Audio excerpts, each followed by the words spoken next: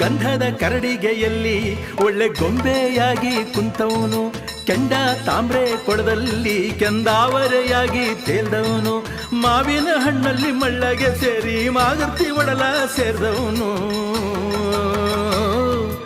ಏಳ್ಮಲೆ ಕರ್ತು ಏಕಾಂಗಿ ವಸ್ತು, ಏಳ್ಮಲೆ ಕರ್ತು ಏಕಾಂಗಿ ವಸ್ತು.